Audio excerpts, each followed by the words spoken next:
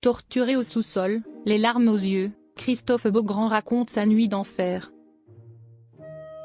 Dans la nuit du 4 au 5 juin, Christophe Beaugrand et son mari Ghislain ont été victimes d'une tentative de cambriolage à leur domicile. L'animateur est revenu sur cette soirée traumatisante dans Quotidien, ce lundi.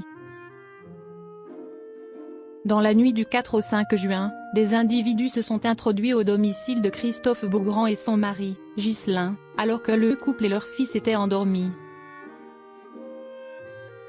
Alerté par les bruits au rez-de-chaussée, Christophe Beaugrand s'est précipité pour récupérer son fils de 5 ans dans sa chambre, tandis que son époux est descendu pour voir ce qu'il se passait. Comprenant qu'il s'agissait d'une tentative de cambriolage, Ghislain a alors tenté de fuir par le balcon, mais a été surpris par les malfaiteurs qui l'ont violemment agressé avec un club de golf, avant de chuter de 3 mètres. De son côté, Christophe Beaugrand s'était réfugié sur le toit avec Valentin en priant pour que les intrus ne viennent pas à leur rencontre. Hurlé au secours, Christophe Beaugrand relate la nuit de l'agression. Invité sur le plateau de Quotidien ce lundi 9 juin, l'animateur est revenu sur cette nuit d'horreur. « Mon chien a aboyé, fort, et j'ai tout de suite compris que c'était un signal d'alarme, en quelque sorte. Et j'ai entendu du bruit », se souvient Christophe Beaugrand. Ce dernier explique être allé chercher son fils sans se poser de questions, avant de préciser qu'il entendait son mari hurler au secours.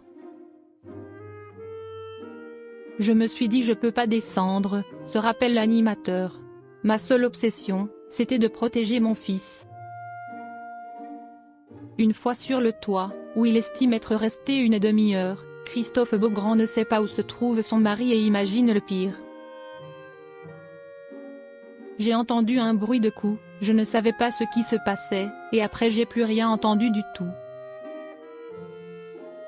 Il poursuit, « Je ne savais pas ce qui était arrivé à Ghislain, je ne savais pas s'il était en train d'être torturé au sous-sol de la maison pour avoir des codes de carte bancaire ou un coffre qui n'existe pas. »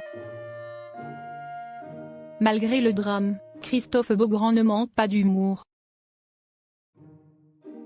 Heureusement, après son agression, Ghislain est parvenu à se réfugier chez les voisins où il a pu appeler la police. Le butin des voleurs ? 50 € pris dans le portefeuille de Christophe Beaugrand, et une sous-marque d'écouteurs sans fil. « Je les avais perdus 2 fois donc j'avais acheté des Amazon à 30 balles, précise l'animateur, non sans humour.